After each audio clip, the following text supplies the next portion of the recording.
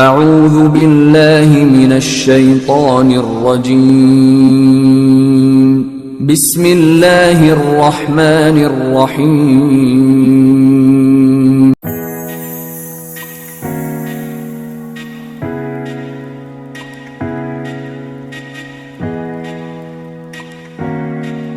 نحمد و نصلی علی رسول الکریم اما بعد فاعوذ باللہ من الشیطان الرجیم بسم اللہ الرحمن الرحیم السلام علیکم ورحمۃ اللہ وبرکاتہ۔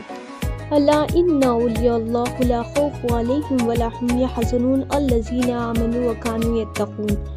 بزرگوں، دوستوں، یہ کلام ربانی کے آیت شریف ہے جو ابھی سنائی گئی ہے۔ مناسب یہی ہے کہ آپ پہلے اس کا ترجمہ سن لیجیے۔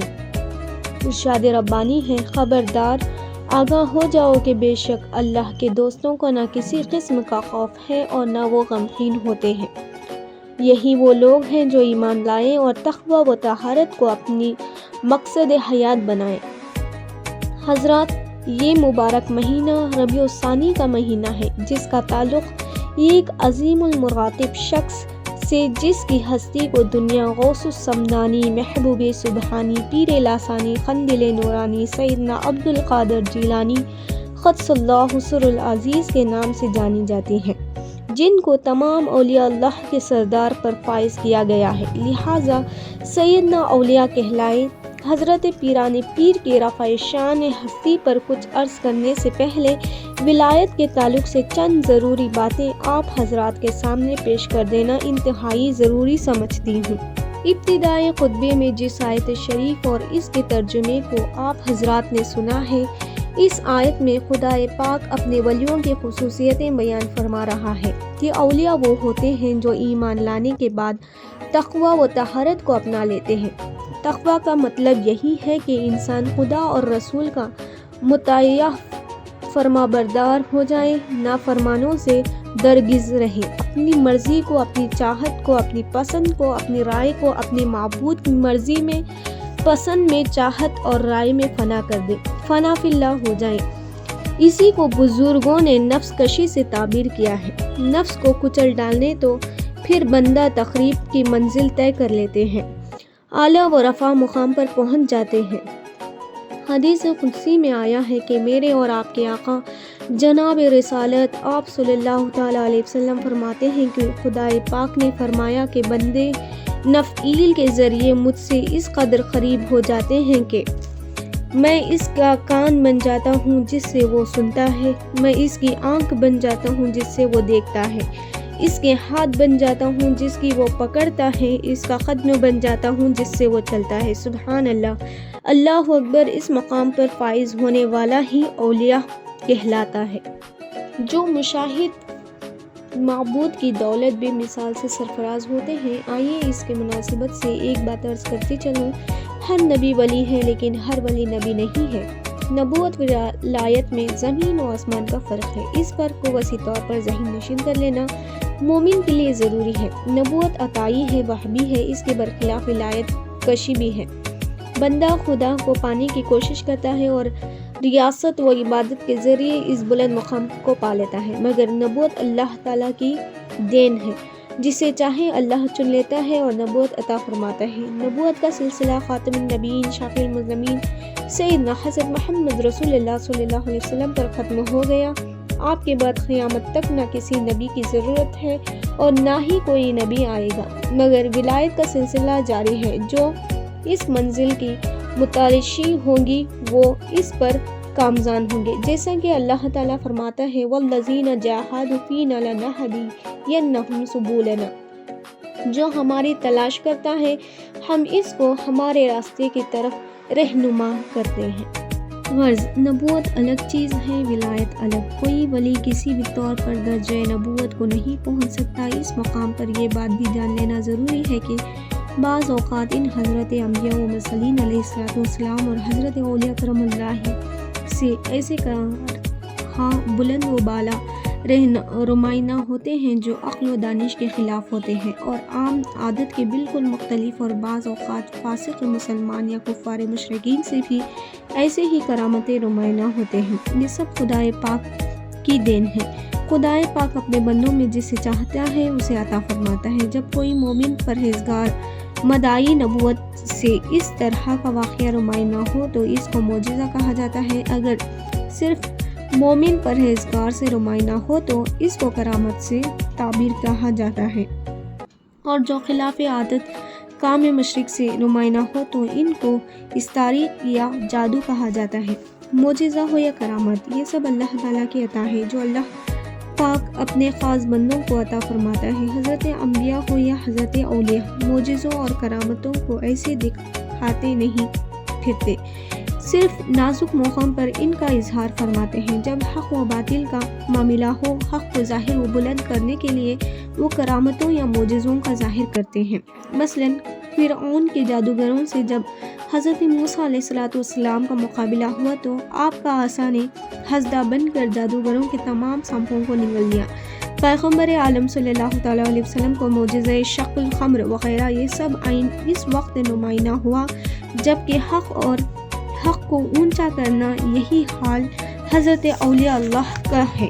وہ بھی کرامتوں کو ایسے نازک موقعوں پر ہی ظاہر کرتے ہیں۔ بعض لوگ کرامت کو ہی ولی ہونے کی علامت سمجھ رکھا ہے، ایسا سمجھنا صرف نادانی ہے۔ اس وقت ایک واقعہ کا ذکر کر دینا بہت ضروری ہے۔ چنانچہ تاریخ کی کتابوں میں لکھا گیا ہے کہ ایک شخص حضرت پیر بسطامی رحمۃ اللہ علیہ کی بزرگی کی شہرت سن کر سفر کر کے حضرت کی خدمت میں پہنچا۔ اس نے نیت کی تھی کہ جب حضرت سے کوئی کرامت دیکھے گا تو مرید ہو جائے گا، ورنہ نہیں۔ مہینہ گزرا، سال گزرا، 2 سال گزرا، پورے 3 سال مکمل عرصہ گزر گیا، مگر حضرت سے کسی بھی کرامت کا ظہور نہ ہوا۔ آخر وہ شخص مایوس ہو کر اپنے وطن واپس جانے لگا۔ جاتے ہوئے ملاقات کی غرض سے حضرت پیر بسطامی رحمۃ اللہ علیہ کی خدمت میں حاضر ہو کر اجازت چاہی۔ حضرت نے فرمایا، میاں آئے کیوں تھے؟ اتنی طویل مدت ہمارے ساتھ رہے، اب جاتے کیوں ہو؟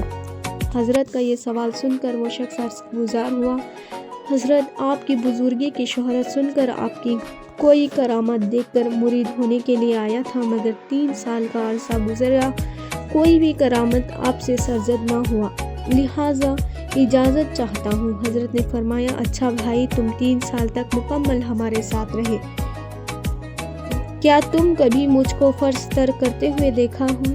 اس نے نہیں میں جواب دیا۔ حضرت نے پھر پوچھا، اچھا کبھی واجب چھوڑتے ہوئے دیکھا ہے؟ اس نے انکار کیا۔ پھر حضرت نے فرمایا، کبھی کسی سنت یا نفل کو ترک کرتے ہوئے دیکھا ہے؟ اس نے نہیں میں جواب دیا۔ تو حضرت نے فرمایا، بھائی، اس سے بڑھ کر کرامت اور کیا ہو سکتی ہے؟ سبحان اللہ۔ حضرت بسطامی رحمۃ اللہ علیہ کے اس جواب سے یہی بات معلوم ہوتی ہے کہ ولایت کا معیار کرامت نہیں بلکہ تقویٰ و طہارت ہے۔ کچھ لوگ ایسے ہیں کہ اگر کسی کو کم گفتگو کرتے ہوئے دیکھ لیتے ہیں تو ولی سمجھ بیٹھتے ہیں۔ ہمیں حضرت رابعہ بصری رحمۃ اللہ علیہ کے اس قول کو اچھی طرح ذہن نشین کر لینا ہے۔ فرماتی ہیں، لوگ ہوا میں اڑنے اور پانی پر چلنے کو کرامت کہتے ہیں، حالانکہ ادنی سی مکھی ہوا میں اڑ سکتی ہے اور ایک مچھلی کا بچہ بھی پانی میں تیر سکتا ہے۔ اصل کرامت تو تقویٰ اور طہارت ہے، اور بزرگوں کی بزرگی کا معیار یہی مقرر کیا ہے کہ فرائض و واجبات کو ترک کر دینا یا پھر سنت کے خلاف کسی کو کوئی حرکت کرتے ہوئے دیکھے تو اس کو بزرگ نہیں تسلیم کرتے۔ یہاں مثال کے طور پر ایک دور واقعیت بیان کر دینا مناسب سمجھتی ہوں۔ ہمارے امام اعظم ابو حنیفہ رحمۃ اللہ علیہ کے تعلق سے سیرت کی کتابوں میں لکھا ہوا ہے کہ کسی کی اطلاع دی کہ مشرق میں ایک خدا سجدہ بزرگ قیام فرمائے ہیں۔ حضرت امام صاحب کو ان سے ملنے کی خواہش ہوئی، چنانچہ آپ نے مریدوں و شاگردوں کا ایک قافلہ کر عام میں سفر مشرق ہوئے۔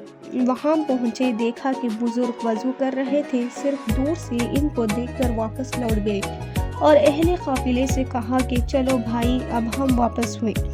شاگردوں نے پوچھا، حضرت اتنی دور سے سفر کر کے جس مقصد کے لیے آئے تھے وہ پورا نہ ہو سکا، اب چلنے کا حکم فرما رہے ہیں۔ یہ سن کر حضرت نے فرمایا، جس شخص کو وضو کے آداب بطریق سنت معلوم نہ ہو، میدان رسول اللہ کی طرف رخ کر کے کلی کا پانی تھوک رہا ہو، وہ بزرگ کہاں سے ہو سکتا ہے؟ اللہ اکبر۔ غرض میں عرض کر رہی تھی کہ ولایت کسبی ہے، جو بندہ خدائے قرب خداوندی کو چن لیتا ہے وہ اس اعلیٰ مقام کو پا لیتا ہے، اور یہ نعمت عظیم مجاہد نفس اطاعت خدا و رسول ہی سے مل سکتی ہے۔ کرامت ایک خدائی عطائی ہے جو اللہ تعالیٰ اپنے مقربین کو عطا کرتا ہے، نہ کہ ولایت کی علامت۔ اس مختصر سی وضاحت سے شاید یہ بات سمجھ میں آ گئی ہوگی کہ کرامت اور ولایت کا آپس میں کیا تعلق ہے۔ بس جو بندہ درجہ ولایت پر فائز ہوتا ہے اس کا عند اللہ بہت بلند مقام ہے، اس میں ذرا سا بھی کوئی شک نہیں۔ ولایت حق ہے اور اولیاء اللہ سے کرامتوں کا ظاہر بھی حق ہے۔ سبحان اللہ، کیسا بلند مقام ہے ان اولیاء کرام کا، کس اعلیٰ و رفیع منزل پر کامزان ہوتے ہیں۔ انہی میں سے حضرت سیدنا غوث الاعظم دستگیر کی ذات گرامی ہے۔ یہی وہ اولیاء اللہ ہیں جن کا وصف قرآن مجید میں بھی بیان کیا گیا ہے۔ لا خوف علیہم ولا ہم یحزنون، ان کو نہ کسی قسم کا خوف ہوتا ہے اور نہ غمگین ہوتے ہیں۔ یہ چند باتیں تھیں جو ولایت کے ذریعے ذکر کے تحت میں نے آپ کی خدمت میں پیش کی۔ غرض اولیاء اللہ اللہ تعالیٰ کے مقرب ہوتے ہیں، ان کا درجہ عند اللہ و عند رسول بہت بلند ہوتا ہے۔ رسول اکرم صلی اللہ علیہ وسلم کی خوشنودگی کے حصول کے لیے ان اولیاء اللہ کے تحت اور ان کے حسن و عقیدت بے حد ضروری ہے، ورنہ حدیث قدسی اچھی طرح ذہن نشین کر لیں۔ ارشاد خداوندی ہے کہ جو میرے اولیاء سے عداوت رکھیں وہ میرے ساتھ جنگ کے لیے تیار ہو جائیں۔ اللہ ہم کو محفوظ رکھے۔ کسی شاعر نے کیا خوب کہا ہے، جب تک نہ لوگ آسرا اولیاء اللہ کا، سخت مشکل ہے پتہ ملنا رسول اللہ کا۔ سبحان اللہ۔ حضرت سیدنا غوث الاعظم دستگیر رحمۃ اللہ علیہ کی حیات طیبہ پر انشاءاللہ آئندہ ویڈیو میں گفتگو ہوگی۔ آج اس پر بس کرتے ہوئے دعا کرتی ہوں کہ اللہ تعالی ہم سب کو ان حقانیت کو سمجھنے کی توفیق بخشیں اور اولیاء اللہ کے عاشق و صادق بنائے رکھیں۔ آمین ثم